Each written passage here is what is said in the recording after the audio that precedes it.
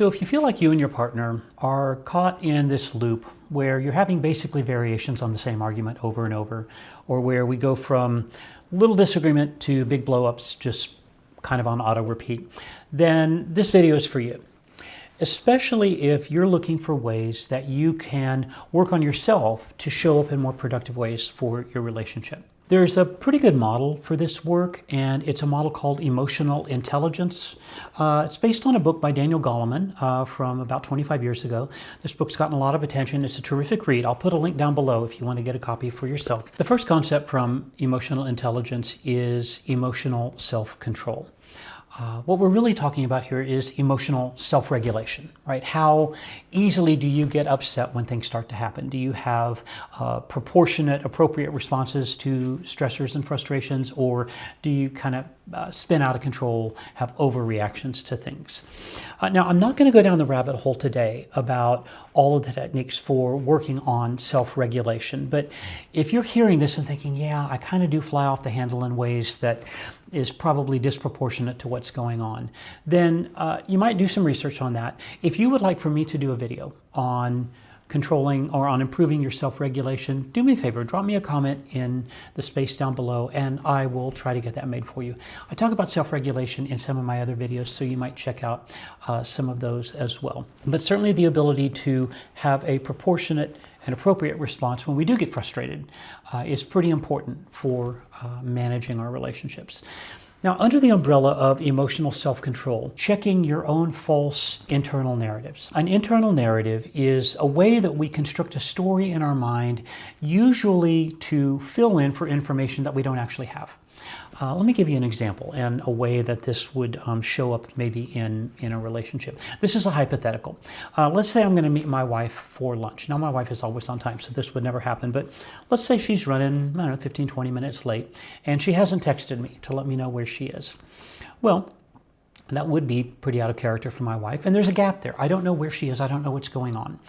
And so it's natural for us to try to fill in that gap, to explain the thing that we don't have an explanation for. The problem is that we tend to fill in that gap with things that are not actually true. We're making up a story in our own minds. And guess what? When we do that, the tendency is to fill that with a story that is a negative or threatening scenario. The brain has a negativity bias in general, about 7-to-1 on a good day. So when you're given completely neutral information, like the person you're meeting for lunch isn't there, well, it's not preferable, but still, it's neither good nor bad at this point. But it's in our nature to fill that information with, they just don't care about me. They don't respect me. They don't, my partner doesn't care about me because they're not even showing up to lunch on time. Or, gosh, this is going to be a bust because I'm never going to have lunch. They're so late, I'm not even, all these things, these stories we make up in our mind. It's in our nature to assume the worst, and checking ourselves with some good old-fashioned truth testing. What's true? What's verifiably accurate in the here and now? And when we can focus on that, we break ourselves out of that false internal narrative and we stop ourselves from taking situations from frustrating to really bad and locked in conflict about things that aren't even true in the first place. Skill number 2 is conflict management. You see, it's not the fact that we disagree that is the problem in most relationships. It's how we disagree that is the problem. It's the ways that we feel dismissed, disrespected, not seen and heard in our relationships, and the way those things bubble up into heated arguments that creates the problems for us. Now, John Gottman, who is one of the preeminent researchers on relationships in the US, argues that well over 60% of disagreements in a healthy couple, there is no resolution for. There is not a way to resolve those disagreements. And so if over 60% of our disagreements there's no resolution for, we have to find a new way. One of the things we need to be able to do is to manage those disagreements in ways that are non-destructive. One of the things we can do is we can learn to avoid personalizing our partner's feelings and beliefs. And so, put simply, just because your partner is mad doesn't mean you have to be. When we learn to separate our own emotional state from whatever we're perceiving from our partner and realize that their feelings are not our feelings, everything can change for us. Let's look at the example where I talked about lunch with my wife.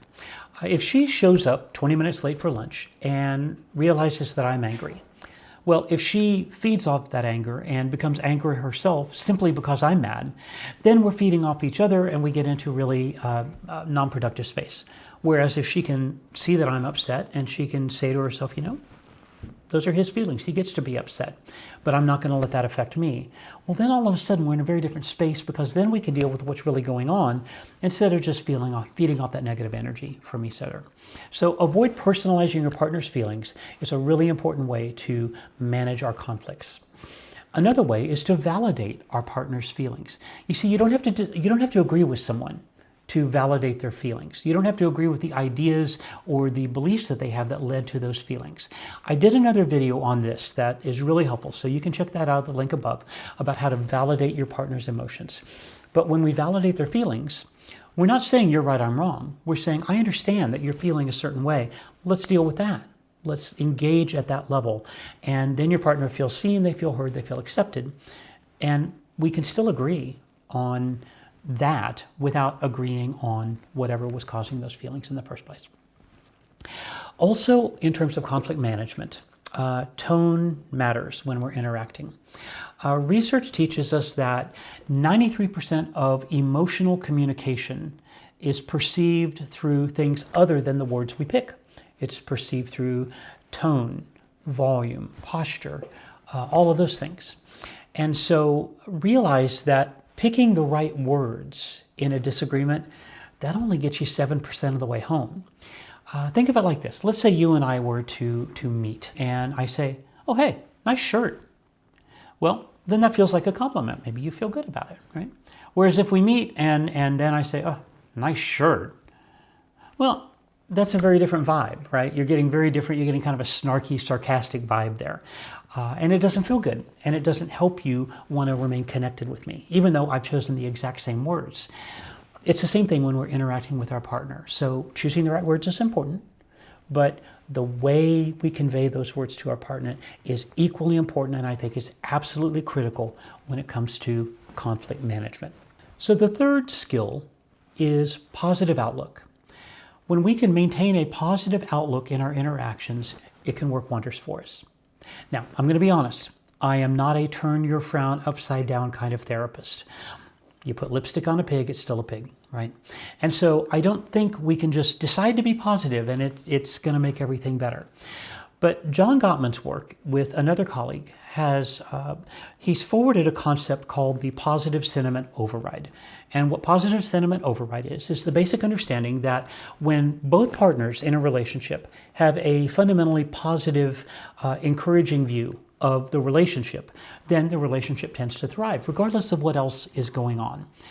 Conversely, if one or both partners has a very negative view of the relationship, even if you never have these kind of blow-up arguments like I'm talking about, it still doesn't bode well for the relationship. So we want to do what we can to create that positive sentiment override in our relationships. We can lean into that. Gottman argues that we need about a 5-to-1 positive to negative balance in our interactions. I would say it's more than that. It's probably 7-to-1 or more. Again, because of what I talked about earlier, the negative bias in the human brain. So we need to find ways to be kind and encouraging and uplifting with our partner. We need to lean into that. Putting marbles in the jar is the phrase that I use sometimes. We need to figure out how to put all those marbles as much as we can into the positivity jar in your relationship. Again, we're not putting lipstick on a pig, but we are leaning into the positivity that is present in your relationship. Now, if you're struggling with this, I want to point you to maybe remembering what brought you and this person together in the first place. See, no one ever partners up with someone at the beginning of a relationship because they don't have positive feelings about that relationship. So one of the things we can do is just lean into remembering why did we come together in the first place? What is it that drew me to this person and made me want to partner with them? Sometimes we can learn to lean on that. I think the individual recipe for any couple is very specific to the couple. For some couples, that looks like date night. For some couples, it looks like remembering to express gratitude verbally when your partner does things for you there in the home. You've got to figure out what works well for your relationship. But leaning into, how do I create a sense of positivity? How do I lean into those positive connections with my partner that brought us together in the first place? When we can do that, we develop a more positive outlook in our relationship, and research teaches us that this can have an important effect on our relationship. Hey friends, thanks for being here. I always appreciate your time and attention. Please do like and subscribe below, and you would be amazed how much leaving a comment helps these videos show up for others in the way that I'm showing up for you. YouTube really likes it when people leave comments. So please do leave a comment, even if it's just a, hey, thanks for doing this video. These things really make a difference. And so I would be very grateful for you doing that. Also, I do have a newsletter that's getting started up, and I'll leave a link below as well. And don't forget, you can get the Daniel Goleman Emotional Intelligence by clicking that link. So thanks again for being here, and until next time, be well.